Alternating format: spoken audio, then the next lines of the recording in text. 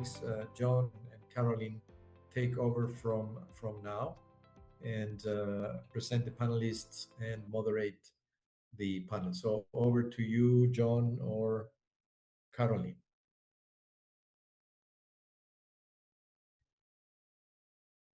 Thank you, Ricardo. Good afternoon, good morning, colleagues. It's a real pleasure to be on this call. So my name is John Harding, and yes, as you correctly pointed out, Ricardo, I'm the Director AI of Cruise. I just want to specify for this panel, Director AI in the UN language means ad interim. It means I'm not the formal director, because I do receive a lot of invitations to speak on AI events and artificial intelligence events and job offers for artificial intelligence, but I'm not a director AI, I'm just an interim director.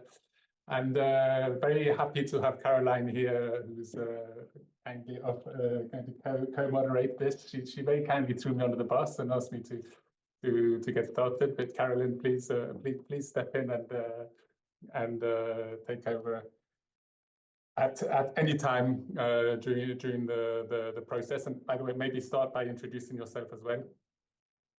Sure. Thanks so much, John. Good afternoon, everyone, and good evening from wherever you're calling in. My name is Caroline Zastel. I'm the lead on disaster risk reduction and resilience at the International Federation of the Red Cross Red Crescent, together with my colleague Stephanie Yomi, and also involved in the Early Warning for All initiative, where we actually been working with colleagues from and the lead from ITU, UNDR, and WHO on a publication on AI for early warning systems. So a small plug there, and which will be launched at the AI Global Summit for Good later this year. So stay tuned for that. But without further ado, back to you, John, for the panelists for the session. Thank you, Caroline. And maybe also I'd just like to extend a real appreciation to the organizers, but also the initial speakers and the first panel, Laurie and co, an excellent panel, really setting out some of the. You're right. There's the opportunities, but also the challenges and risks related to AI currently in disaster risk management. And this next panel, we're going to be looking at really how AI contributes to as you mentioned, Ricardo, is looking at detection, observation, monitoring, forecasting, but also, the preparedness and emergency response, and how AI contributes to this space, and some of the ethical issues also related to this. So hopefully we'll build on some of the discussions earlier on. I just add that from my perspective, I manage a World Bank financing mechanism.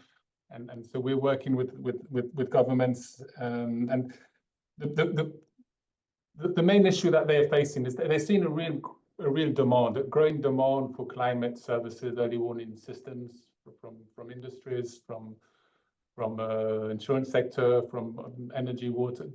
A lot of the sectors are asking for better forecasts, better predictions, better warnings, better services and systems.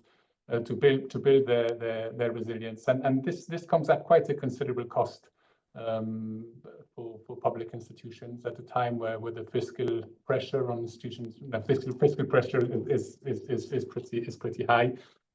So the private sector can step in, take on some of the services, can be provided on a commercial basis, but of course, we're told AI can help reduce the cost in this space, can increase the effectiveness of some of the services. So that's something that obviously resonates with national institutions. We're told that we used to have to develop a numerical weather prediction. So these models that provide the predictions and forecasts for weather and climate events, only the richest countries from the global north could afford to put in place such services and capacities. Now with AI-driven forecasts, you may be able to run similar models on a good quality laptop, and so that obviously has big repercussions in how we're doing our business in this space. And but of course we also have to recognize, and as the previous speakers mentioned, these AI-driven models will be as good as the data that feeds into them. And So we have a lot of data for the daily occurrence of normal weather conditions because they occur on a regular basis. But obviously for those more unusual events, unusual conditions where you have less data, well, the predictions may not be so good. And those are things that we're having to try and learn and understand better. And this panel on our next slate of speakers, I'm certain will help us.